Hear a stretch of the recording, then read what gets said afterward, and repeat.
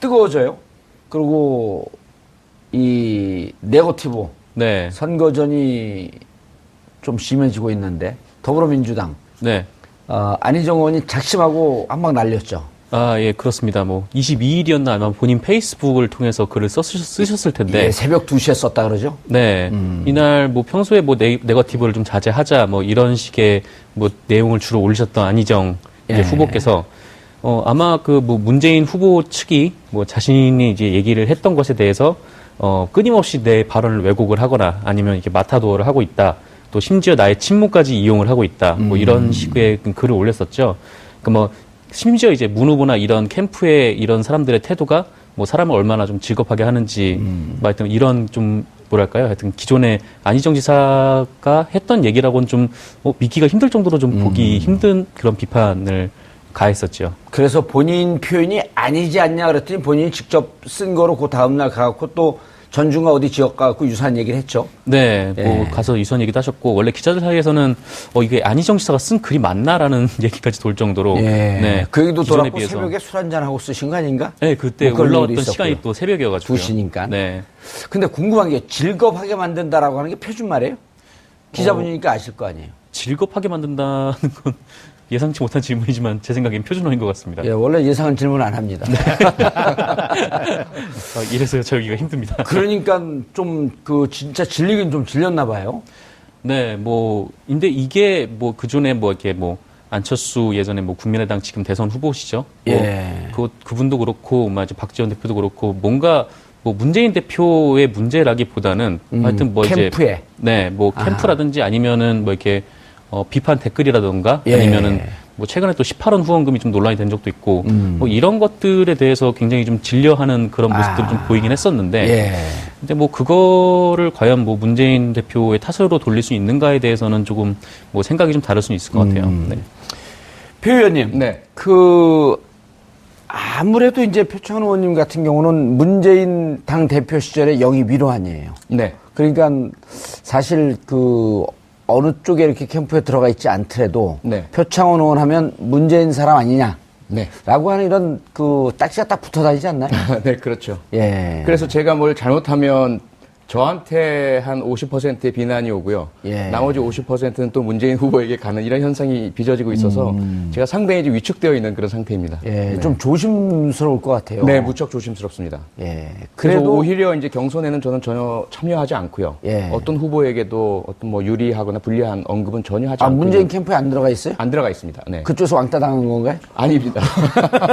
저 스스로 좀 거리를 유지하고 있습니다. 네. 그런 게 아마 좀 진짜 본인이 물론 당시 당의 뜻에 따라서 그리고 뜻에 동의해서 들어왔는데 뭐를 하면 무조건 문의 탓으로 돌리고 잘해도 문의 탓 못해도 잘하면 그쪽으로 안 가고요. 잘하면 못하나 이제 또 못하나 지켜보자 이러고 지켜보나요? 네. 근데 이번에 안희정 다른 또 평론가들은 이런 얘기를 해요. 터닝 포인트를 잡으려고 하는 의도된 전략 아니었었냐. 지금 이제 구도가 고착된 대로 이렇게 쭉 가고 있기 때문에 한번 팔을 흔들어 볼 필요가 있지 않겠냐. 이렇게 보는 분들도 계세요? 근데 페이스북 글 같은 경우는 제 생각에는 그냥 의도적인 전략적인 글이라고는 생각되지 않고요. 좀 어떤 진심의 토로라고 읽혀졌고요. 그건 이제 워낙 경선이 과열되고 본인이 생각할 때는 부당한 그런 비난이나 공격들이 너무 많이 이루어지다 보니까 견디다 못해서 나온 글 쓰면서는 감정에 치우치지 않으려는 노력의 흔적은 보입니다. 그러세요? 하지만 또 우리 표창원 의원 아니면 심리 분석가. 근데 출발점은 상당한 감정적인 요소에서 출발된 것으로 보이기 때문에 터닝 포인트를 만들겠다거나 어떤 전략적 의도 때문에 쓴 것은 아닌 것으로 생각됩니다. 이해가 되시나요? 충분히 이해가 되죠.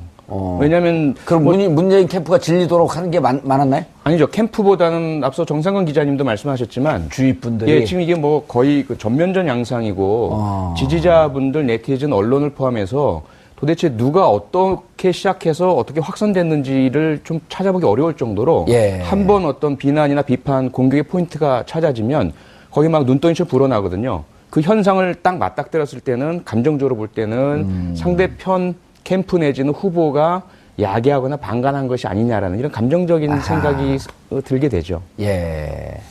범죄 심리학자라서 확실히 심리를 들여다보는데 예리하신데.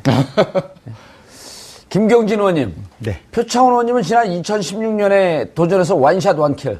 한 방에 국회의원이 됐단 말이에요. 몇 번 떨어지셨어요? 2번 떨어졌어요. 근데 왜 그렇게 기분 나쁘게 얘기하세요? 팩트를 얘기하는데. 불쌍하잖아요, 제가. 그렇게 한 방에 되신 능력 있는 의원님 옆에 앉아있는. 불쌍한 모드로 가서 다음에 또 재선하려고 그런 거죠. 아이, 그 중요한 전략입니다. 저는 운이 무척 좋았고요. 예. 아니, 그런데 사실 이제 선거에 나가면 네. 정말 섭섭한 경우가 많잖아요. 별하별 근데 이제 네거티브가 이제 핵심인 것 같은데 그렇죠. 별하별 네거티브가 다 있어요. 예. 그러니까 우리가 상상하지 못하는 네거티브인데 실은 캠프가 공식적으로 포문을 연다. 보도 자료를 내서 비판을 한다. 이거는 사실은 참을만 하죠. 그건 좋은 거예요. 예. 왜냐하면 이게 거기에 대해서 해명을 하고 자료를 들이대면 되니까 제일 미쳐버리는 게요. 미쳐버려요? 네. 왜 방송 용어로 씁니까? 정말 답답하고 어찌할 수 없는 상황이 예. 뭐냐면 밑에서 뭐라고 하는 얘기가 돌아다녀요. 예. 어디서 시작을 해서 어디서 끝이고 누가 그 얘기를 퍼뜨렸는지는 모르겠어요. 음습하게 끝없는 얘기들이 밑에서 돌아다녀요. 아하. 근데 그 얘기를 주로 떠들고 다니는 사람들이 있어요. 예. 특정 캠프와 연결된 특정 인과 연결된 사람들로 주로 보여요. 보이는데 증거를 잡을 길은 없어요. 근데 그때는 제일 답답한 게 뭐냐면 이거를 수면 위로 노출시켜서 공식적으로 해명을 할 것인가 아니면 그냥 참을 것인가. 언제도 정답이 없잖아요, 근데. 공식적으로 해명을 하는 순간 그걸 모르고 있었던 사람들까지 알게 되고. 저 사람이 저런 의혹이 있었어? 이렇게 얘기가 나오는 거거든요. 그러니까 선거 당사자 입장에서는 정말로 답답해요. 거기다가 이제 저희들이 이제 몇 번 이렇게 느낀 건 뭐냐면 저희 국민의당이 출범하고 나서 맨 처음에 인터넷에 붙은 댓글이 뭐냐면 국물당이에요. 국물당. 지금도 국물당이라 그래요. 호남 국물당. 이게 뭐냐면 저는 국물 없으면 밥 못 먹는데. 네, 그러니까 국물이 굉장히 유용하고 우리 삶에 필요한 존재인데 호남 국물당이라고 이렇게 비하하는 표현을 서슴없이 해요, 보면. 근데 이 사람들이 어느 지진자인지는 제가 이 자리에서 말은 않겠지만 예. 알 수 있어요. 예. 홍준표 지지하는 분들 아니까. 뭐 그렇게 얘기하면 대체로 틀린 얘기예요. 네. 어쨌든 호남 국물당이라고 끊임없이 댓글당이 붙어요. 그다음에 두 번째는 자 국물당 너희들 정체성은 뭐냐? 그러면서 사쿠라당이라고 또 붙어요. 너희들이라고 안 그러고 꼭 너희들이라 그래? 아니 이제 너희들이라고 하자 이제 전라도 사투리로 번역기를 돌리면 번역기를 돌리면 네. 국물당 너희들의 정체는 뭐냐? 끊임없이 그 얘기를 반복해요. 근데 중간에서 정체가 애매모호하지만 타협을 잘 시키고 조정을 하는 것도 새로운 정체성일 수도 있어요. 그렇죠. 네. 네. 근데 어쨌든 끊임없이 그런 식의 문제를 제기해요. 우리 당의 유력 대선 후보인 안철수 양보를 2번 했어요. 서울시장 양보, 그다음에 지난번 대통령 선거 양보, 후보 양보. 그랬더니 저거는 선거만 나가면 철수를 한다고 철수라고 얘기를 해요. 안철수. 네, 양보한다고 하는 이런 뭐랄까 대승적인 결단의 측면에서 봐줄 수 있는데 그 얘기는 안 해요. 쟤는 나갔다가 그냥 무조건 도망가는 게 특정한 이 선거 때에 대해서 도망간다는 프레임을 그 단어 양보를 가지고 그냥 바꿔버리는 거예요. 보면 안철수 의원이 한 얘기가 있잖아요. 선거 당일날 2시간 전에 비행기를 타고 미국으로 갔잖아요. 안철수 의원 얘기에 따르면 당시에 문재인 후보한테 전화를 했다는 거예요. 내가 상황이 돼서 이렇게 비행기를 타고 일찍 떠나겠다. 이러는 이유는 뭐냐면 내가 판단할 때는 당신이 될 것 같다. 그리고 선거 당일날은 어차피 선거운동도 금지되어 있는 거 아니냐. 그리고 발표됐을 때 내가 있으면 당신에게 혹여 부담이 될지도 모르겠다. 사전에 통보를 했다는 거예요.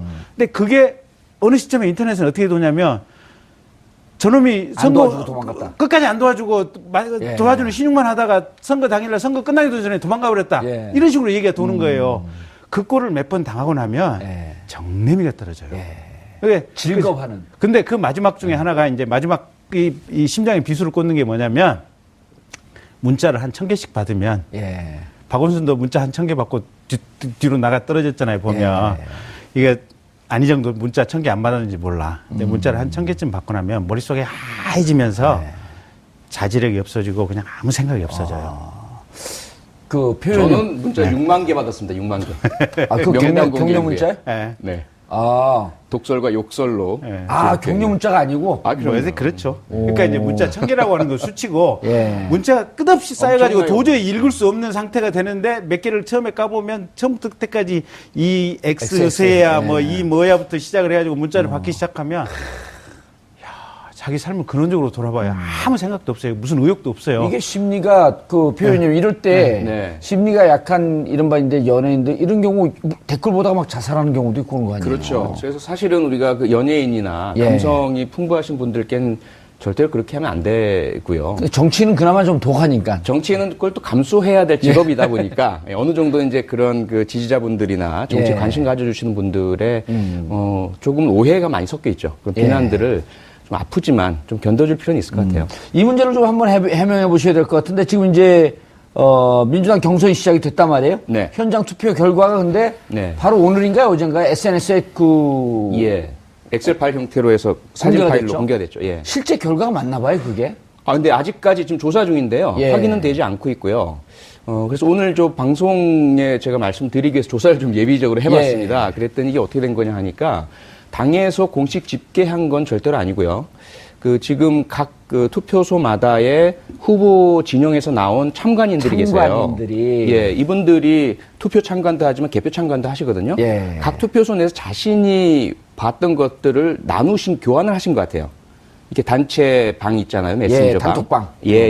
그래서 그걸 누군가가 조합을 해서 거기 보면 이제 전체 투표소가 아니라 일부 한 지역이었죠. 한 지역, 여러 지역들을 숫자들만 많았었고. 한 10,000명 정도 해당되는 거죠. 그러다 보니까 이게 어림짐작일 수도 있고 정확한 그 투표소마다의 그 사람이 확인한 공식적인 결과일 수도 있고 아직까지는 진위 여부는 확인이 되지 않고 있는데 막 무작위로 만들어낸 것은 아닌 것 같고요. 그런 식으로 어쨌건 본인이 대체로 추정한 것들을 이것들이 모인 것으로 보입니다. 알겠습니다. 그 얘기 조금 이따 좀 해보고 국민의당 25일 경선. 국민의당 사실 결정이 난 거 아닌가요? 결정이 나고. 안철수 후보로 되는 거 아닌가요? 무슨 말씀을 해요? 여론조사 하게 되면 10명 중에 9명이 안철수 후보인데. 여론조사 20%밖에 안 들어갑니다. 그래요? 네, 80%가 현장 투표입니다. 현장에 실어나르려면 버스가 많이 들 텐데. 버스 불법입니다. 불법이에요? 합법적으로, 자발적으로. 그래서 저희는 다만이 아니고 저희는 유사일에 첫 번째 실험을 하는 겁니다. 누구나. 지난번 얘기했듯이 주민등록증, 운전면허증, 여권, 공식적인 신분증만 가지고 오면 전국 어디서나 투표가 가능합니다. 그래서 저희는 흥행이 성공할 거라고. 더불어민주당은 현장 투표 30만 명, 29만 명이 신청을 했는데 5만 8천 명 정도가 투표를 했다고 저희가 들었거든요. 수치가 맞는지는 모르겠지만 보도는 일단 그렇게 나 있습니다. 저희는 현장에서 어마어마한 숫자가 투표를 하리라고 믿어 의심치 않습니다. 옆에서 표창원 의원님 계신데 살살살살 지금 끌어오르고 있거든요. 조금만 더 끌어오르면 될 것 같아요. 저는 국민의당의 모든 것을 격려하고 지지하고 응원합니다. 이렇게 하면 힘이 빠지는데. 정 기자님. 실제로 지금 네거티브가 정치권 취재하면서 저는 개인적으로 오랫동안 정당을 지켜봤기 때문에 이번 네거티브가 그렇게 세 보이진 않거든요. 왜냐하면 경선 룰 갖고 싸울 때 진짜 치열하게 싸우는데 경선 룰은 빨리 합의했단 말이에요. 후보들이. 생각보다 정말 금방 끝났죠. 경선 룰 합의가. 그래서 중간에 네거티브 하는 거. 근데 이제 조금 전에보다 환경이 바뀐 건 SNS상에 공격하고 방어하는 이게 워낙 활발해지다 보니까 별 얘기들이 다 나온 거거든요. 어떻게 보고 계세요? 저도 좀 비슷한 생각인데요. 사실 지금 더불어민주당 경선이나 아니면 국민의당 경선이나 각각 정당의 쟁점들은 분명히 있지만 근데 그게 어느 정도 이제 큰 하여튼 서로 감정적으로 건드리지 않을 만한 선인 것 같긴 해요. 근데 최근에 논란이 됐던 게 이제 문재인 대표의 그 특전사 관련해서 이제 전두환 표창 논란. 그때부터 또 터지기 시작했죠.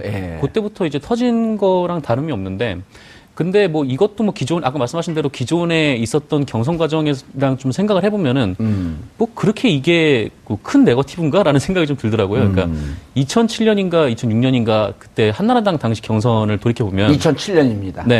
그때 경선 돌이켜보면은 정문희 의원님께서는 잘 아시겠지만 굉장히 이제 하여튼 속 깊은 얘기까지 새누리 한나라당 경선에서 왔다 갔다 했잖아요. 그때 박근혜 대통령의 최태원 최태민 목사. 최태민 목사 얘기가 나온 거 아니에요? 예, 그때도 나왔었고, 또 이제 이명박 대통령 같은 경우에는 BBK 관련 의혹이 나오면서, 뭐랄까 하여튼 일종의 뭐 사기를 쳤다 뭐 이런 얘기까지 서로 이제 공방으로 오갈 정도로 굉장히 날서 있었는데. 완전히 다른 집이었었죠. 한 당이면서. 네, 그래서 저 당이 이제 선거가 끝나면은 둘이 합쳐서 뭔가 다시 일을 할 수 있을까라고 싶을 정도로 굉장히 심하게 싸웠었거든요. 근데 사실 뭐 지금 뭐 더불어민주당 경선이 뭐 그래도 생각보다는 굉장히 뭐 큰 네거티브 없이 진행이 되었다라고 했는데 아마 투표가 시작되기 직전에 뭐랄까 하여튼 좀 이런 뭐 이제 아까 말씀하신 대로 SNS 뭐 스마트폰 이런 게 등장하면서 뭐 자기 페이스북에 글이 하나 올리면 바로바로 그게 뜨잖아요. 그러니까 의원님께서도 말씀하셨듯이 문자 하나에도 굉장히 예민하게 반응을 할 수밖에 없는 게 뭐 인간 마음인데 또 그런 것들을 보면 또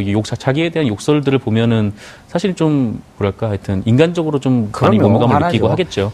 표 의원님, 그 시작이 그러니까 이렇게 추론되는 거 아닌가요? 일단 그 결과 노출되기 전에 문재인 후보께서 공수부대 사진하고 그리고 뭐 하도 종북놀이를 하니까 또 군대 이렇게 갔다 왔다 그리고 표창장 받았다. 근데 보니까 75년도에 표창장 받고 제대는 78년도에 있었고 광주 항쟁 때 공수부대가 투입한 건 80년도고 80년도. 연도가 다 틀리기 때문에 어찌 보면 이걸 갖고 묶어갖고 광주민들에게 사과하라?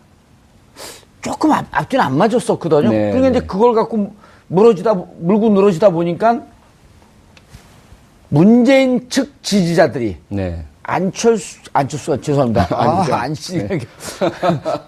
이게 의도된 실수라고 그렇게 오해하시면 안 됩니다. 안희정 후보를 공격한 이런 상황이 배경이 있는 거 아닌가요? 네, 그게 좀 복잡하게 얽혀 있죠. 처음에는 가짜 뉴스로 말씀하신 것처럼 맞지 않는 연도가 당연히 틀린데 이미 전역한 이후에 광주민주항쟁이 발생을 했고 근데 뭐 광주민주항쟁은 지나바로 들어간 그 것처럼 공로로 표창장을 받은 것인 것처럼 왜곡된 가짜뉴스가 퍼져나갔었죠. 그 진원지는 확인되지 않고 있고요.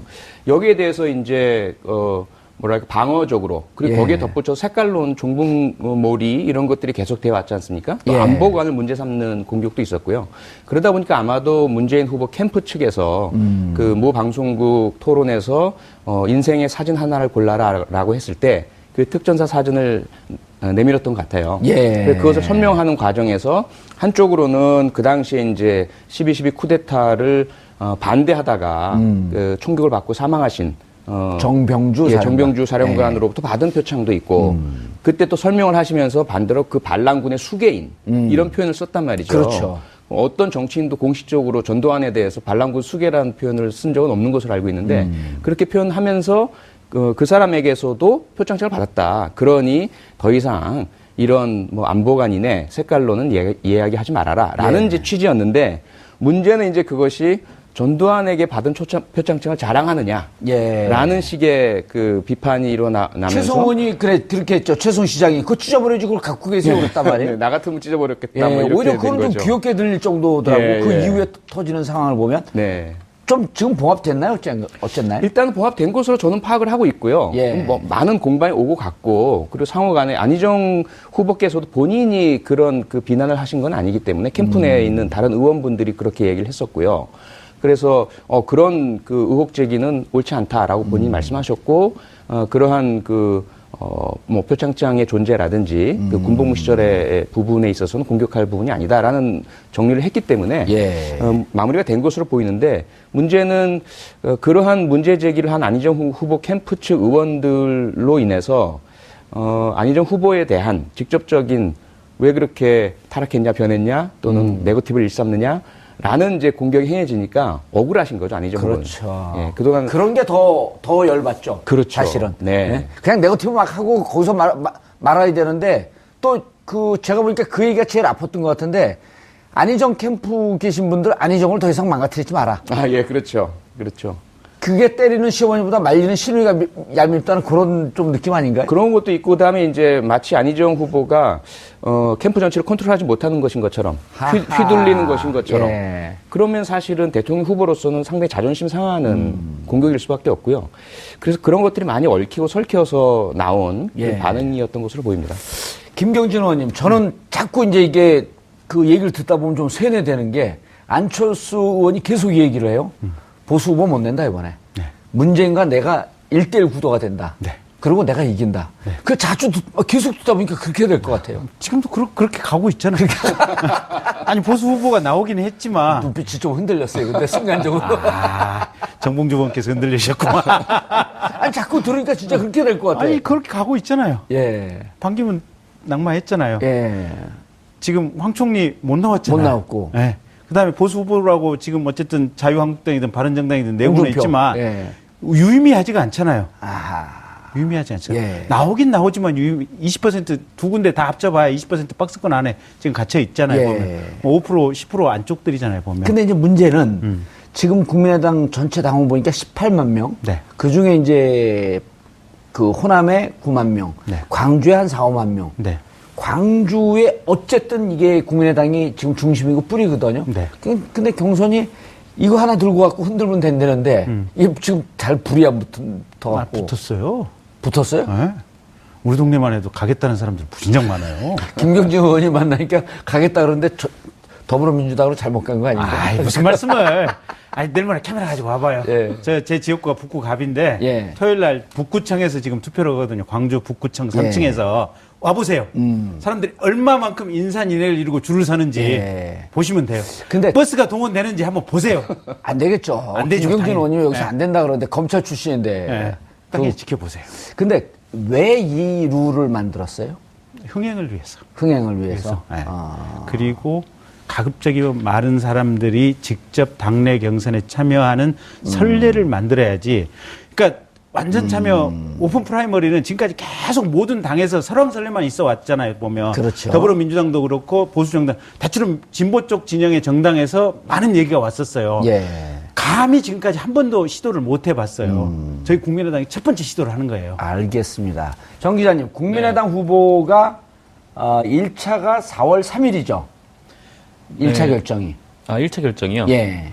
네, 그렇게 알고 있습니다. 그리고 이게 이제 어떻게 되나 과반수가 안 넘게 되면 2차로 가는 건가요? 4월 4일 결정이고요. 4월 4일 결정. 네, 과반수 안 그러네요. 넘으면 결선 투표를 6일. 모바일의 형태로 하기로 했는데 두고 봐야죠. 좀 예측을 해주세요. 두고 볼 거 여기 보는 분들에게 미안하잖아요. 저는 대변인이기 때문에 철저한 중립이고. 대변인이에요? 당의 대변인? 당의 대변인이기 때문에. 어떤 높은 분이 나오셨네. 그렇습니다. 함부로 하는 직위가 아닙니다. 죄송합니다. 지금까지 28분 동안 함부로 한 것 같아요. 어쨌든 저는 철저한 중립이고. 예. 당의 대변인이시구나. 그리고 예. 이게 저희 지역위원회가 상당히 많은 숫자의 당원이 있습니다. 그래서 당원들에게 제가 공식적으로 어느 쪽이든 선거운동 하시고 싶은 대로 해라. 알겠습니다. 네. 그럼 궁금한 게, 네. 지난 2016년 4.13 총선 때 네. 정말 이 호남에서 국민의당 열풍이었단 말이에요. 네. 근데 지금 이제, 특히 호남에서 네. 지지율이 더불어민주당이 한 50% 좀 넘어가고, 네. 한 40%대, 그러니까 20%쯤 이렇게 돼 있거든요. 네. 이 원인이 뭐라고 생각하세요? 더불어민주당 지지율이 호남에서 50% 넘어간다고 이렇게 단정하지 마십시오. 지금 여론조사 비율을 보면 그렇게 안 될 겁니다. 예. 대략 한 30, 40% 정도 비율일 나오고, 거고 예. 일선 현장에서 보고 있으면 한동안 문재인 후보가 확 치고 나온 건 맞아요. 예. 근데 지금 확 꺾여가지고 전부 관망세입니다. 아하. 다 지켜보겠다. 그러니까 지금 오늘도 일부 기사에서 보면 예. 호남에서 문재인 후보가 반문 정서를 완화시켰다고 얘기를 하는데 그 모분수가 어디냐면 민주당 후보 등록한 사람들. 민주당 지지층들이 모분수입니다. 거긴 당연히 완화돼 있죠. 거기도 완화되어 있고 일반 전체를 가지고 보면 다 관망세다. 다 관망세다. 근데 정확히는 민주당으로 정권 교체해도 좋고 국민의당으로 정권 교체해도 좋고 두 당 어느 쪽이든 정권 교체를 해도 좋다. 예. 우리 쪽은 평균적으로 저한테 들리는 얘기는 국민의당 쪽으로 정권 교체를 했으면 훨씬 좋겠지만 니들이 할 수 있다는 것을 보여주는 순간 우리는 뛴다. 거기 전까지는 우리는 일단 관망하고 있겠다. 라는 상황이고 그래서 본선거 들어가고 실제 투표 한 일주일 전쯤에 어떻게 가는지 그때가 정확한 민심이 나올 것 같습니다. 알겠습니다. 대체로 당 관계자들 예측은 굳이 2차까지 본선까지는 가지 않을 것이다. 이제 대변인 입장이 아니고 네. 그 전망이 더 우세하진 않나요? 그런 얘기를 저도 듣기는 들었습니다. 그렇지만 사실인지는 잘 모르겠습니다. 확인은 안 하겠습니다. 알겠습니다. 이제 광주 결과가 27일 날 나오죠. 더불어민주당. 네, 네. 27일 월요일이에요. 네. 그 날이 결국은 전체 판세를 결정한다. 이렇게 얘기를 하고 있거든요. 무슨 의미죠? 우선 광주가 가장 중요하고 가장 광주, 전남, 전북을 같이 하는 거죠? 그렇죠. 호남 지역. 호남 지역을 광주에서 이제 한 건데요. 우선 과거에는 이제 저희들이 시간 여유가 있어서 제주부터 출발을 해와서 광주에서 1차적으로 또 대세 판가름이 났었잖아요. 그때가 이제 완전 터닝 포인트가 완전 터닝 포인트가 되고 나중에 이제 수도권에서 그 마지막 판세를 보는 건데 이번에는 너무 이제 기간이 짧아서 제주부터 출발하는 그러한 경선 레이스를 못 하고 바로 호남부터 출발을 하거든요. 그러다 보니까 이제 첫 그 출발지이면서 대세가 일단 판가름이 나는데 문제는 얼마나 커다란 차이로 호남 민심이 향배를 결정짓느냐 여기에 따라 다를 것 같아요. 비록 승패가 결정된다 하더라도 만약에 그 차이가 크지 않을 경우에는 여전히 미지수와 관망세가 이어지게 되는 거겠죠. 그래서 이 호남 민심이 얼마나 결정적으로 한 후보에게 몰아주느냐 아니냐. 이렇게 이해해도 되나요? 그 문재인 후보가 50%를 넘냐 안 넘냐가 첫 번째 관전 포인트. 그렇죠. 가장 정확하게 보자면 구체적으로 보자면 그렇게 봐야 되겠죠. 그리고 2등 후보끼리 2등 3등끼리 3등. 박빙이냐 아니면 좀 차이가 벌어지냐. 네. 또 2등이 문재인 후보를 어느 정도 따라잡느냐. 요 한 세 가지 그렇죠. 정도가 포인트 아닌가요? 네, 정확하게 보신 것 같습니다. 어떻게 보세요, 근데? 문재인 후보가 넘는다고 보나요? 아니면 지금 이제 우리 김경진 의원님 말씀 들어보면 민주당 선거인단에 관여한 사람들, 참여한 사람들, 여기에서는 50%는 훨씬 넘을 거다라고 이렇게 보는 관측이 일반적인 것 같던데. 네, 저는 대변인은 아니지만 역시 중립을 지켜야 되기 때문에. 조심스러우시죠? 상당히 조심스럽고요. 이 앞서 문제가 되었던 유출 사건 역시 유출 그 자체보다는 그런 어떤 퍼센테이지가 나오면서 그러니까요. 이게 향후에 거기서 이재명 후보가 2등을 했어요? 네. 이게 조작 아니냐 이런 문제도 불거지고 그 향후에 투표 민심에 영향을 미치려는 의도 아니냐 이렇게 되다 보니까 그러니까 무척 예민한 건인데. 무척 예민합니다. 저희 사실은 국민의당에서는 이번 사태를 기화로 해서 민주당에 이제 포화를 한번 날리자면 아까 많이 날리세요. 그럴까요? ICBM, IRBM 다 괜찮습니다. 조금 날리면 SLBM까지도 막 날리세요. 그냥 K9 자주포 정도로 일단 핀란드 수출 기념으로. 제가 유의미하게 주목해서 봤던 부분들은 지금 현장 투표 참여율이 20%가 안 된다는 거예요. 그러면 굉장히 뜨겁고 240만이 모였다고 하는데 실제로는 보면 현장 투표를 하겠다고 할 정도로 신청을 해놓은 사람들은 굉장히 적극적인 지지층으로 우리가 생각하기 쉬운데 실은 그게 20%가 안 된다는 것은 240만이 상당히 허수다. 결국은 조직에 의해서 신청을 쫙 해서 그냥 들어갔을 뿐이지 실제는 관심 없는 숫자가 많다. 그러면 240만이면 실제 유의미한 투표인단은 한 40만 정도. 물론 이제 모바일은 조금 더 뜨겁다고 본다면 실제는 한 7, 80만 정도가 유의미한 어떤 적극적인 참여가 의사가 있는 투표인단이다. 저는 저희는 7, 이제 80만 정도가 그렇게 추정을 하고 있고 실제로 지역에서도 우하고 이렇게 해서 가자라고 하는 이런 것들의 얘기를 좀 듣고 있어요. KMD로 좀 방어를 좀 하지 않나요? 하셔야 돼요. 왜냐하면 처음에 들어왔을 때 250만 정도 됐고 실질적으로 60% 정도가 투표해서 150에서 160만 정도 될 것이다. 이런 예측을 했었거든요. 그러니까 문제는 뭐냐면 우선 그 200만 넘는 분이 선거인단 등록을 하셨다는 것 그 자체가 우선 관심의 열기를 보여주는 거고요. 현장까지 오시는 거는 변수가 상당히 많지 않습니까? 그렇죠. 그래서 어렵죠, 사실. 상당히 어렵고 귀찮기도 하고 그리고 굳이 그래야 할까라는 부분도 있고요. 우선 선거인단 등록을 하셨다는 것 그 자체로 의사표현이 됐다라고 볼 수도 있거든요. 그리고 이것은 뭐 정작 투표가 아니고 우선 내부 경선에서의 문제다 보니까요. 더 중요한 것은 이제 그런 불편함이 없는 모바일 참가율이 될 겁니다. 좀 지켜보셔야 될 것 같고요. 그리고 그러한 등록에 대해서 김경진 의원께서 지나치게 어떤 불순한 의도라는 것을 추정으로 말씀하시는 것은 조금은 정당 간 예의에 어긋나지 않느냐 이런 말씀 좀 드리고 싶습니다.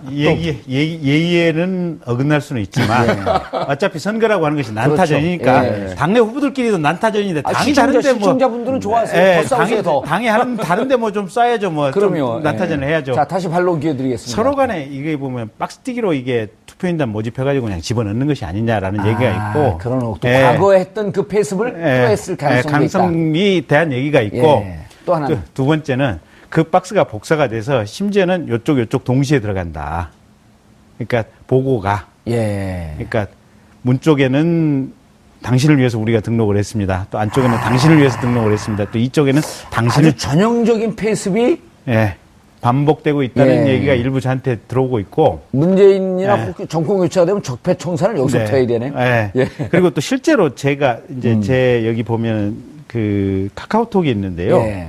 이 카톡에 보면 그 광주에서 상당히 유력하게 이제 시민운동을 하셨던 예. 분이 계시는데 한 100명 정도를 단톡방에 초대를 했어요. 예. 근데 제가 카톡의 아이디를 제 이름 한글을 쓰지 않고 예. 영문 이니셜을 써놨어요. 어허. 그랬더니 착각을 하셨나 봐요. 예. 저에 대해서. 그리고 이제 사진도 안 넣어놨기 때문에 예. 제가 잠시 후에 보여드릴게요. 여기서 이른바 이제 낚으려고 정보를 낚으려고 이제 수를 쓰신 거네. 이게 정확히는 이제 민주당 선거인단 모집하는데 다 같이 등록을 합시다라고 100명을 이제 단톡방에 초대를 했는데 예. 딱 한 명만 응대를 해요. 어허. 우리 식구들 이미 등록했습니다. 나머지는 야. 아무 얘기가 없고 다 광주 분들인데. 네, 광주 분들이 40명 정도가 순간적으로 누구 나갔습니다. 누구님 나갔습니다. 누구 나갔습니다. 누구 나갔습니다. 이렇게 해요, 보면. 그러면 호남에서 20만 명 정도가 모집이 되려면 예. 최소한 제가 볼 때 직감적인 느낌으로 거기 100명 단톡방에 초대했으면 한 최소한 10명 정도는 거기에 대해서 긍정적인 파지티브한 응대가 나왔어야 돼요. 저희 할게요. 했어요. 화이팅. 격려를 표합니다. 이런 얘기가 나와야 되는데 예. 없어요, 보면. 아하. 그래서 실제로 호남에서 20만 명 정도는 뻥일 가능성이 크다. 아하. 그래서 또 한 가지 이제 거꾸로 보면 민주당 뻥 얘기를 하나만 해보면. 예, 계속하세요. 예. 아까 정봉주 의원께서 예. 저희 국민의당 당원 18만, 19만 얘기하셨잖아요. 예. 지난번에 민주당이 뭐라고 얘기를 하셨냐면, 민주당에서 뭐라고 얘기를 했냐면, 국민의당이 이제 대선 국면에 들어오고 나서 국민의당에서 탈당 인원이 10만 명이다라고 얘기를 했어요. 그럼 8만 명 남았다는 거예요? 그러니까. 10만 명씩이나 탈당할 만한 당원이 있었으면 좋겠어. 예. 그러니까 이 전체적인 분위기가 상당히 뻥이 좀 있어요, 보면. 블러핑이 좀 있다. 네. 우선은 그 김경진 의원님 말씀 중에 좀 위험한 부분들이 예. 두 가지 정도가 있는데요. 예. 하나는 바로 고발해버릴까요? 고발은 하면 안 되고. 뭐 그런 방식으로는 안 하기 때문에 지금 고발이라는 말씀이 나올 정도로 그야말로 전형적인 근거가 없는 예.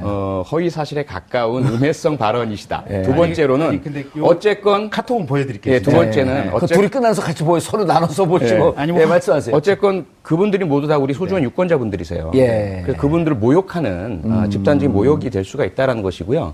또 하나 개인적인 경험을 확대해서 일반화하는 오류를 범하고 계시다라고 예. 볼 수 있는데 일단 제가 지금 접하고 있는 이야기들은 뭐냐면 어르신들을 포함해서 상당히 이번 선거에 관심들이 많으시더라고요. 그래서 본인의 당 지지와는 상관없이 일단 오픈해서 국민 경선을 하는 정당의 선거인단에는 내가 등록할래라는 말씀을 하신다는 이야기들을 많이 하세요. 예. 그래서 그분들이 꼭 그렇게 동원되었느냐 또는 뭐 허수냐 예. 이렇게 언급하시는 거는 사실은 좀 위험하실 수 있다. 그래서 그렇죠. 조금은 예. 존중하는 차원에서 나중에 좀 보고 그중에 뭐 투표에 실제로 참가 안 하시는 분들도 계시고요. 이건 걸러서 나중 모든 정당들의 경선이 끝난 이후에 보실 필요가 있다는 말씀 좀 드리고 싶습니다. 근데 두 분이 아니 우리 잠깐만. 김경진 의원님이 이제 검찰 출신이고 그다음에 이제 또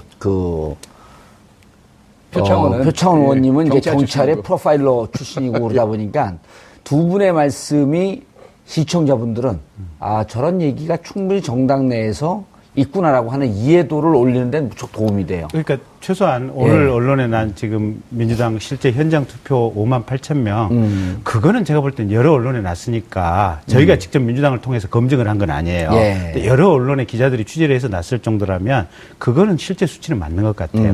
그러니까 20%가 현장 투표율이 안 된다고 하는 것은 팩트에 맞는 것 같아요. 예, 알겠습니다. 정 작가님, 정 기자님. 네. 재밌죠, 두 분 말씀이? 네. 예. 별로 재미없어요? 오래 말을 안 했더니 입을 떼기가 힘드네요. 굉장히 재밌게 들었습니다. 그러면 그리고 실질적으로 각 당이 갖고 있는 속마음이에요. 네. 그리고 양당을 바라보면서 지금 이제 두 당이 이런 거거든요. 더불어민주당은 흥행은 되는데 이게 네거티브가 심해지는 것 같으니까 걱정이고 국민의당은 김경진 의원님 이거 찍만 자꾸만 흔들어도 많이 나온다 그러는데 진짜 많이 나올까? 네. 이런 두려움들이 사실 좀 있는 거거든요. 네. 예, 경선에 실질적으로 더불어민주당은 일단 흥행에 성공을 하고 있어요. 네. 국민의당 분위기는 어떤 것 같습니까? 객관적으로 봤을 때. 일단 워낙 국민의당의 선거 룰이 현장 투표가 80%이기 때문에 예. 현장에서 크게 예측하기 좌우되는 힘들죠. 부분이 있고 그래서 예. 예측하기 힘든 부분이 좀 있어요. 근데 뭐랄까 하여튼 좀 당내에서는 좀 이런 우려도 나오는데 사실상 이제 완전 경선 오픈된 경선 아닙니까? 그래서 미리 선거인단으로 등록하지 않고도 그냥 선거에 참여하고 싶은 유권자들이 주민등록증만 가져가도 이제 선거에 참여할 수 있는 그 좋은 방법이긴 한데, 근데 이게 어떻게 보면은 사실상 뭐 중복 투표를 할 수 있는 가능성도 있을 수도 있다. 뭐 이런 우려도 당내에서 있을 것 같고. 어떤 중복 투표가 되는 거죠?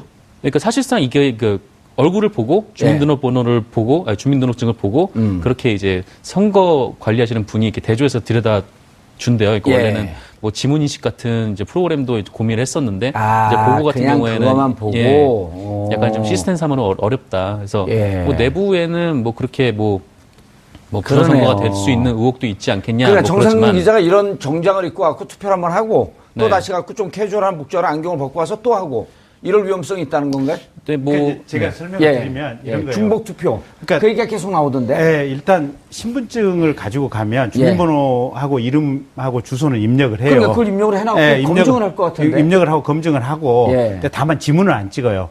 그리고 현장에 오는 사람 카메라로 찍어요. 투표하는 사람 이렇게 이제 쭉 해서 이제 비디오 카메라로 찍어 놓는데 경우에 따라서는 이름 보면 가령 이게 DB의 이제 입력 속도가 요게 다르면 조금 좀 이게 좀 타임렉이 걸리면서 그냥 이중 투표 가능성도 있지 않느냐라는 정도의 문제인데 이게 어쨌든 아니 입력을 해놓고 다른 지역하고 인터넷이 다 있으면 이중 사실은 투표가 힘들지 않나요? 사실은 불가능이라고 봐요. 그러니까 우려인데 너무 그냥 지나치는 우려가 아닐까. 그러니까 그 짧은 시간에 한쪽에서는 한 사람의 운전면허증을 들고 가고 한 사람은 한쪽에서는 주민등록증을 들고 가가지고 비슷한 시차를 가지고 어디서 투표를 하게 된다면 뭐 가능할 수는 있겠는데 그렇게까지 할 사람은 없을 것 같네. 가능하긴 뭐 이런 상황은 가능한데 그거 밥 먹고 그런 쉽지는 않을 것 같아요. 지나기가 쉽지는 않을 것 그리고 같은데. 그렇게까지 한다 그래서 전국에 그러면 몇 명이나 될까? 그렇죠. 표 의원님. 25, 26. 이날은 광주 지역에 이제 그 여론조사를 하는 건가요? 네네. 그 다음에 27일은 현장 투표를 하는 건가요? 투표하고, 광주 지역은 어느 정도 투표율이 될 것 같아요? 글쎄요. 우선은 광주 지역이야말로 언제나 모든 투표에 있어서 전국에서 가장 높은 투표를 보이고 계시고요. 그렇죠. 정치적인 관심도와 그 인지도 수준이 상당히 높은 지역이라서 아주 높은 참가율, 투표율이 나오지 않을까 기대를 하고 있습니다. 전체적으로는 어떻게 보세요? 1차에 끝날 것 같아요? 아니면은 결선 투표 8일까지 갈 것 같아요? 앞서 말씀드린 것처럼 많이 조심스러울 수밖에 없는 이제 상황이 됐고요. 지난번에는 제가 결선 투표 안 갈 것 같습니다라는 말씀 드렸었는데 지난주에 이번 주에는 사실 그런 말씀도 조심스럽습니다. 우선은 유권자들의 현명한 선택에 맡긴다라는 말씀밖에 드릴 수밖에 없을 것 같습니다. 그게 네거티브 선고가 좀 과열되면서 이거 말 잘못했다가 괜히 누가 되지 않을까 이런 건가요? 아니면 진짜 상황 자체가 조금 혼전으로 빠져들고 있는 건가요? 상황 자체 여부를 떠나서 어쨌든 조그마한 영향이라도 미친다는 것 자체가 원치 않고요. 일단 제가 어떤 캠프에도 들어가 있지 않은 상황이기 때문에 비록 많은 분들이 제가 어떤 후보와 가깝다라고 보시더라도 그것과는 전혀 상관없이 저로서는 경선이 끝날 때까지는 중립을 지키고 싶고요. 그래서 어떤 후보가 선출되든지 간에 그 후보가 본선에서 승리할 수 있도록 최선을 다해서 도울 생각이거든요. 그런 상황에서 이렇게 방송에 나와서 특정 후보에게 유리할 수 있는 이야기를 한다는 것이 좀 개인적으로 좀 주저가 되고요. 많이 민감해져 있는 상태잖아요. 아주 돌발적 질문. 사실 그 문재인 캠프에서는 영입한 거에 물론 그 사회적 지명도도 있고 인지도도 있어서 영입을 제안했지만 조금 또 다른 각도에서 보면 우리가 국회의원 하는데 결정적 역할을 해주는데 안 도와줘? 그리고 또 빅마우스인데 인지도도 있는데 이런 거에 대해 섭섭해하지 않나요? 그런 생각을 가지고 계신 분이 계시다는 말씀은 전에는 들었어요. 지금도 들었는데 저는. 그러니까 근데 제게 직접적으로 전달된 거는 없고요. 그런 이야기가 좀 들리더라. 도와줬으면 하는 생각은 있죠. 그러니까 초기에 제가 몇 번 그 합동 연설이랄까요? 이런 그 행사에 참가한 적은 있어요. 한 2번 정도요. 근데 그렇게 하고 나서는 이게 경선이 본격화되고 하면서 당내 화합 분위기가 저해가 되고 그리고 특히 다른 후보들에게 조금 섭섭함을 남겨줄 수 있고 그래서 나중에 갔을 때 우리 당원이나 혹은 지지하는 국민들을 한데 모아서 본선 승리로 이끌어가는데 도움이 안 되겠다라는 그런 판단이 들더라고요. 그래서 이제 철저 중립을 유지하고 또 하나는 경선에 휘말려 들어가게 되면 지금 세월호 참사 문제 있죠. 박근혜 전 대통령 탄핵 이끌어오는 부분이 있고 지금은 이제 뭐 구속이 될 수 있느냐, 수사가 제대로 되느냐 부분, 또 개혁 입법들, 이 원내 문제도 상당히 많거든요. 이 부분을 전혀 해결하지 못하기 때문에 저만이 아니라 상당수의 지금 의원들은 경선에서 좀 이렇게 거리를 두고 빠져나와 있는 그런 상태입니다, 저희 당. 알겠습니다. 김경진 의원님. 네. 손학규 전 대표 같은 경우는 영입된 케이스죠. 본인이 들어오셨죠? 그러니까 계속 러브콜을 던졌고. 근데 정확히는 이제 뜻이 맞았죠. 예, 뜻이 맞았는데. 네. 근데 그분은 저기 정치 안 한다 그러다가 또 왜 느닷없이 나오셨어요? 정말 궁금하더라고요. 세상을 위해서 바꾸고 싶은 꿈과 욕망이 있으니까 나오셨겠죠. 근데 그 전에 왜 정치를 안 한다 그래요, 그럼? 그때는 접고 싶으셨겠죠. 예. 생각이 항상 똑같으세요? 그렇지 않죠. 항상 짬뽕밥 드시고 싶으세요? 짬짜면도 먹고 싶죠. 그렇잖아요. 예. 사람은 변해요. 생각도 변하고, 뜻도 변하고. 근데 너무 이제 짧게, 가령 뭐 6개월이나 1년 단위에 한 번씩 변한다 이러면 이분이 이제 조금 생각이 너무 빨리 변하고 변덕이 심하다라고 얘기를 하지만 말씀을 하시고 한 3년쯤 되는 시간 만에 이렇게 생각이 변했다 이러면 긴 시간 사색과 숙고 끝에 또 새로운 어떤 길을 찾았다. 이렇게 좋은 표현을 해드릴 수도 있죠. 그런데 이제 제가 궁금한 게 그러면 기존에 어쨌든 뭐 신생 정당이긴 하지만 국민의당에 룰이 있었단 말이에요? 네. 룰 없었어요. 룰 없었어요? 네. 대선 주자가 들어오면 그분들끼리 합의를 해서 경선 방법을 정하게 하기 위해서 현명한 박 전 대표께서 룰을 아예 MT로 비워놓으셨어요. 비워놨고. 근데 이제 그 안철수 캠프 쪽에서 이게 시너지 효과가 될 것 같았는데 좀 뭐 골치 아프다 이제 이런 것도 언론에 좀 나오고 그랬었는데 지금은 이제 그런 감정은 없어졌나요? 그렇게 대인배처럼 마음을 가지고 있어야 당원들과 국민들의 지지를 얻기가 훨씬 쉬워지겠죠. 알겠습니다. 1차에 끝나겠죠? 말 못 듣는다니까요. 순간 낚일 뻔했어. 안 낚입니다. 훅 들어갔는데 안 낚이네. 근데 1차에 끝나겠죠? 말씀 못 드립니다. 알겠습니다. 국민의당 경선 1차가 4월 4일. 그리고 더불어민주당은 4월 3일이죠? 3일. 그리고 이것이 이제 국민의당 같은 경우는 안 되게 되면 4월 6일 날, 결선 투표가 있고, 더불어민주당 같은 경우는 4월 8일 결선 투표가 있고, 두 당을 지켜보시는 우리 시청자분들께 간단하게 인사만 하고 정리하도록 하겠습니다. 잘 부탁할까요? 대변인 먼저 하셔야죠. 감사합니다. 서열순으로. 작은 이 군소정당을 배려해 주셔서 진심으로 감사드립니다. 어쨌든 저희는 정말로 전국 주소지에 상관없이 신분증만 가지고 오시면 그 정해진 지역의 날짜에서 투표를 하실 수 있으니 오십시오. 오셔서 국민의당 후보를 선출하는데 한 표 행사해 주십시오.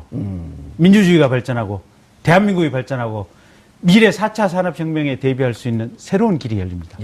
꼭 참석해 주십시오. 알겠습니다. 후보로 나오신 줄 알았어요. 표 의원님.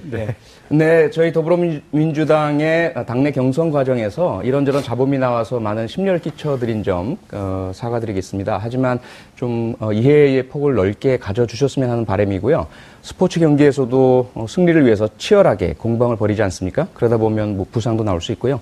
이런 부분이라고 이해해 주셨으면 감사하겠고, 저희들 지금 대통령이 탄핵된 상태지만 아직까지 그 국정농단의 진실이 다 드러나지 않았고요. 세월호가 인양돼서 수면 위로 올라왔지만 여전히 그 진실은 밝혀지지 않았고 9분의 미수습자도 우리 곁에 돌아오지 않고 있습니다.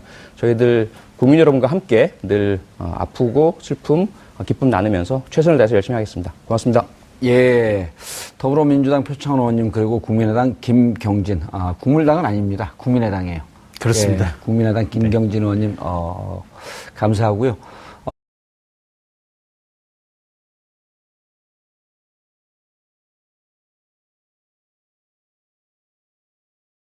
적인 글이라고는 생각되지 않고요. 좀 어떤 진심의 토로라고 읽혀졌고요. 예. 그건 이제 워낙 경선이 과열되고 본인이 생각할 때는 부당한 그런 비난이나 공격들이 너무 많이 이루어지다 보니까 예. 견디다 못해서 나온 글 쓰면서는 감정에 치우치지 않으려는 노력의 흔적은 보입니다. 아, 그러세요? 예, 하지만 또 우리 표창원 의원은 심리 분석가. 예. 근데 출발점은 상당한 감정적인 요소에서 출발된 것으로 보이기 때문에 뭐 터닝 포인트를 만들겠다거나 어떤 전략적 의도 때문에 쓴 것은 아닌 것으로 생각됩니다. 예.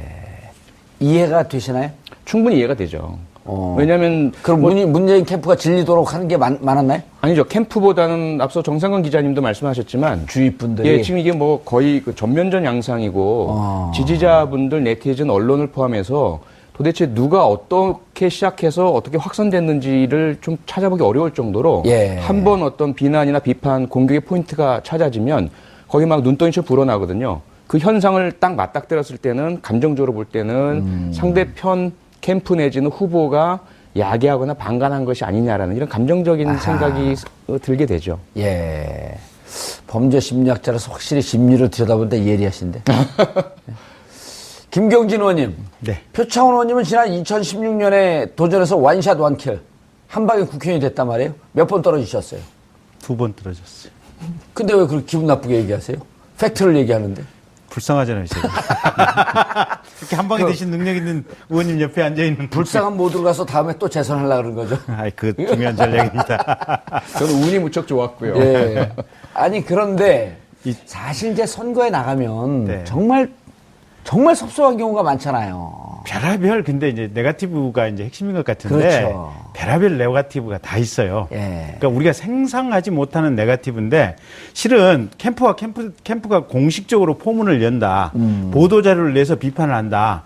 이거는 사실은. 참을만 하죠. 그건 좋은 거예요. 예. 왜냐면 이게 거기에 대해서 해명을 하고 자료를 들이대면 되니까 제일 미쳐버리는 게요. 미쳐버려요? 네. 왜 방송 용어로 씁니까?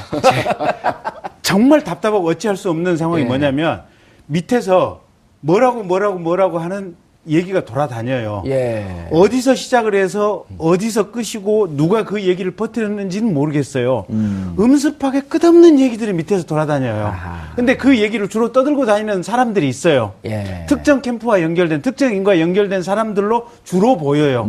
보이는데 증거를 잡을 길은 없어요. 근데 그때는 제일 답답한 게 뭐냐면 이거를 수면 위로 노출시켜서 공식적으로 해명을 할 것인가 아니면 그냥 참을 것인가. 언제도 정답이 없잖아요. 근데 공식적으로 해명을 하는 순간 그걸 모르고 있었던 사람들까지 알게 되고 저 사람이 저런 의혹이 있었어? 이렇게 얘기가 나오는 거거든요. 그러니까 선거 당사자 입장에서는 정말로 답답해요.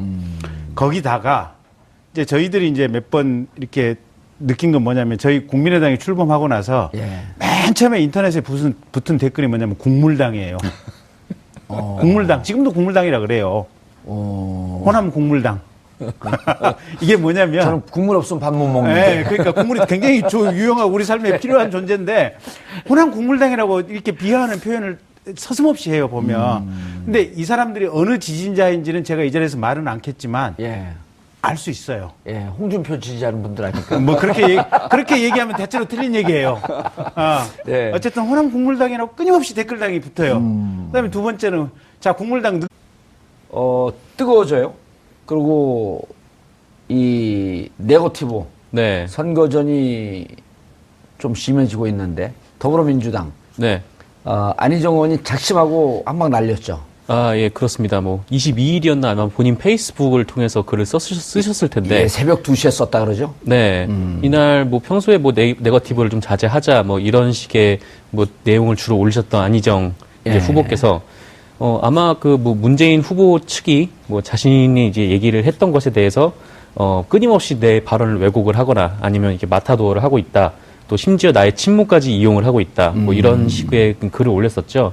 그러니까 뭐 심지어 이제 문 후보나 이런 캠프의 이런 사람들의 태도가 뭐 사람을 얼마나 좀 직업하게 하는지, 뭐 하여튼 이런 좀 뭐랄까요? 하여튼 기존에 안희정 지사가 했던 얘기라고는 좀 믿기가 힘들 정도로 좀 보기 힘든 그런 비판을 가했었죠. 그래서 본인 표현이 아니지 않냐 그랬더니 본인이 직접 쓴 거로 그 다음날 가갖고 또 전주가 어디 지역 가고 유사한 얘기를 했죠. 네, 뭐 가서 유사한 얘기도 하셨고 원래 기자들 사이에서는 이게 안희정 지사가 쓴 글이 맞나라는 얘기까지 돌 정도로 네, 그 얘기도 기존에 돌았고 새벽에 술 한잔 하고 쓰신 거 아닌가? 네, 그때 뭐 올라왔던 시간이 또 새벽이어가지고 2시니까. 네. 근데 궁금한 게 즐겁하게 만든다라고 하는 게 표준말이에요? 기자분이니까 아실 거 아니에요? 즐겁하게 만든다는 건 예상치 못한 질문이지만 제 생각엔 표준어인 것 같습니다. 예, 원래 예상한 질문 안 합니다. 이래서 저기가 힘듭니다. 그러니까 좀 진짜 질리긴 좀 질렸나 봐요. 네, 근데 이게 그전에 이렇게 안철수 예전에 국민의당 지금 대선 후보시죠. 예. 그분도 그렇고, 이제 박지원 대표도 그렇고, 뭔가 문재인 대표의 문제라기보다는 하여튼 캠프에. 네, 캠프라든지 아니면은 이렇게 비판 댓글이라던가 아니면은 최근에 또 18원 후원금이 좀 논란이 된 적도 있고 이런 것들에 대해서 굉장히 좀 질려하는 그런 모습들이 좀 보이긴 했었는데 근데 그거를 과연 문재인 대표의 탓으로 돌릴 수 있는가에 대해서는 조금 생각이 좀 다를 수는 있을 것 같아요. 네. 표 의원님, 네. 아무래도 이제 표창원 의원님 같은 경우는 문재인 당 대표 시절에 영입 위로안이에요. 네. 그러니까 사실 어느 쪽에 이렇게 캠프에 들어가 있지 않더라도 네. 표창원 의원 하면 문재인 사람 아니냐. 네. 라고 하는 이런 딱지가 딱 붙어 다니지 않나요? 네, 그렇죠. 예. 그래서 제가 뭘 잘못하면 저한테 한 50%의 비난이 오고요. 나머지 50%는 또 문재인 후보에게 가는 이런 현상이 빚어지고 있어서 제가 상당히 이제 위축되어 있는 그런 상태입니다. 네. 좀 조심스러울 것 같아요. 네, 무척 조심스럽습니다. 그래서 오히려 이제 경선에는 저는 전혀 참여하지 않고요. 어떤 후보에게도 어떤 유리하거나 불리한 언급은 전혀 하지 않고. 문재인 캠프에 안 들어가 있어요? 안 들어가 있습니다. 네. 그쪽에서 왕따 당한 건가요? 아닙니다.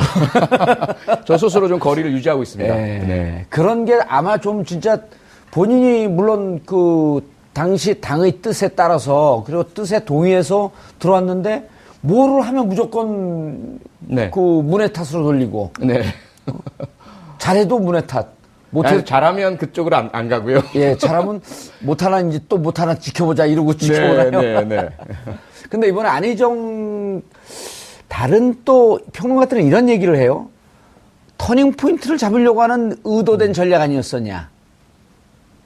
지금 이제 구도가 고착된 대로 이렇게 쭉 가고 있기 때문에 한번 판을 흔들어 볼 필요가 있지 않겠냐. 이렇게 보는 분들도 계세요? 근데 페이스북 글 같은 경우는 제 생각에는 그런 의도적인 전략적. 그들 정체성은 뭐냐?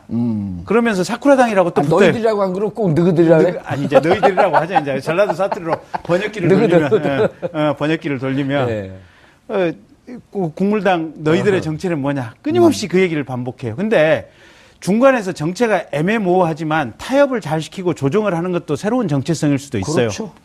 근데 어쨌든 끊임없이 그런 식의 문제를 제기해요. 우리 당의 유력 대선 후보인 안철수 양보를 2번 했어요. 서울시장 양보, 그다음에 지난번 대통령 선거 양보, 후보 양보. 그랬더니 저거는 선거만 나가면 철수를 한다고 철수라고 얘기를 해요. 철수. 네, 양보한다고 하는 이런 대승적인 결단의 측면에서 봐줄 수 있는데 그 얘기는 안 해요. 쟤는 나갔다가 그냥 무조건 도망가는 게 특정한 이 선거 때에 대해서 도망간다는 프레임을 그 단어 양보를 가지고 그냥 바꿔버리는 거예요. 보면 안철수 의원이 한 얘기가 있잖아요. 선거 당일날 2시간 전에 비행기를 타고 미국으로 갔잖아요. 안철수 의원 얘기에 따르면 당시에 문재인 후보한테 전화를 했다는 거예요. 내가 상황이 돼서 이렇게 비행기를 타고 일찍 떠나겠다. 이러는 이유는 뭐냐면 내가 판단할 때는 당신이 될 것 같다.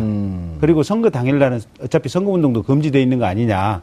그리고 발표됐을 때 내가 있으면 당신에게 혹여 부담이 될지도 모르겠다. 사전에 통보를 했다는 거예요. 근데 그게 어느 시점에 인터넷은 어떻게 도냐면 저놈이 선거 끝까지 안 도와주고 도와주는 신용만 하다가 선거 당일날 선거 끝나기도 전에 도망가 버렸다. 이런 식으로 얘기가 도는 거예요. 그 꼴을 몇 번 당하고 나면 정내미가 떨어져요. 즐거워하는. 근데 그 마지막 중에 하나가 이제 마지막 이 심장에 비수를 꽂는 게 뭐냐면 문자를 한 1000개씩 받으면 박원순도 문자 한 1000개 받고 뒤로 나가 떨어졌잖아요. 보면 이게 안희정도 문자 1000개 안 받았는지 몰라. 근데 문자를 한 1000개쯤 받고 나면 머릿속에 하얘지면서 자지력이 없어지고 그냥 아무 생각이 없어져요. 저는 문자 6만 개 받았습니다. 6만 개. 경력 문자요? 네. 독설과 욕설로. 네. 격려 문자가 아니고. 그렇죠. 그러니까 이제 문자 1000개라고 하는 건 수치고 문자가 끝없이 쌓여가지고 도저히 읽을 수 없는 상태가 되는데 몇 개를 처음에 까보면 처음부터 끝까지 이 X세야 이 뭐야부터 시작을 해가지고 문자를 받기 시작하면 자기 삶을 근원적으로 돌아봐야 아무 생각도 없어요. 무슨 의욕도 없어요. 이게 심리가 표현이 이럴 때 심리가 약한 이른바 이제 연예인들 이런 경우 댓글 보다가 막 자살하는 경우도 있고 그런 거 아니에요? 그렇죠. 그래서 사실은 우리가 그 연예인이나 감성이 풍부하신 분들께는 절대로 그렇게 하면 안 되고요. 정치는 그나마 좀 독하니까. 정치는 그걸 또 감수해야 될 직업이다 보니까 어느 정도 이제 그런 그 지지자분들이나 정치에 관심 가져주시는 분들의 조금 오해가 많이 섞여 있죠. 그런 비난들을 좀 아프지만 좀 견뎌줄 필요는 있을 것 같아요. 이 문제를 좀 한번 해명해 보셔야 될 것 같은데 지금 이제 민주당 경선이 시작이 됐단 말이에요. 네. 현장 투표 결과가 근데 바로 오늘인가요? 어젠가요? SNS에 엑셀 파일 형태로 해서 사진 파일로 공개가 됐죠. 예. 실제 결과가 맞나 봐요, 그게? 근데 아직까지 지금 조사 중인데요. 확인은 되지 않고 있고요. 그래서 오늘 저 방송에 제가 말씀드리기 위해서 조사를 좀 예비적으로 해봤습니다. 그랬더니 이게 어떻게 된 거냐 하니까 당에서 공식 집계한 건 절대로 아니고요. 지금 각 투표소마다의 후보 진영에서 나온 참관인들이 계세요. 이분들이 투표 참관도 하지만 개표 참관도 하시거든요. 각 투표소 내에서 자신이 봤던 것들을 교환을 하신 것 같아요. 이렇게 단체 방 있잖아요. 메신저 방. 단톡방. 그래서 그걸 누군가가 조합을 해서 거기 보면 이제 전체 투표소가 아니라 일부 한 지역이었죠. 한 지역, 여러 지역들 숫자들만 많았었고. 한 10,000명 정도 해당되는 거죠.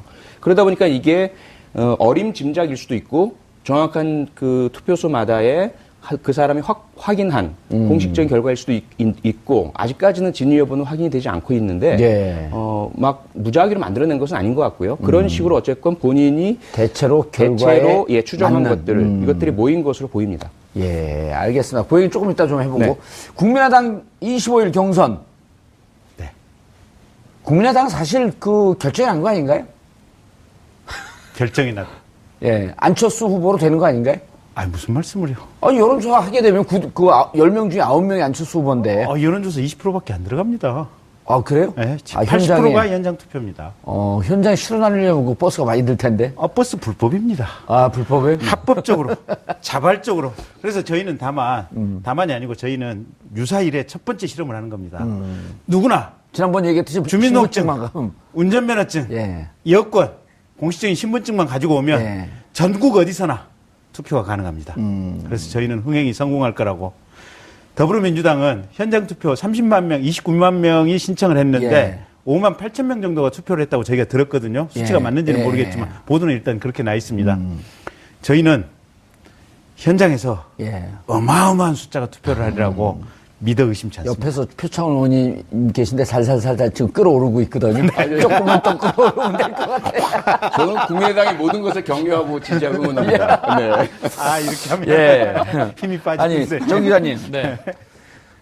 실제로 지금 네거티브가 정치권 취재하면서 저는 개인적으로 오랫동안 정당을 지켜봤기 때문에 이번 네거티브가 그렇게 세 보이진 않거든요.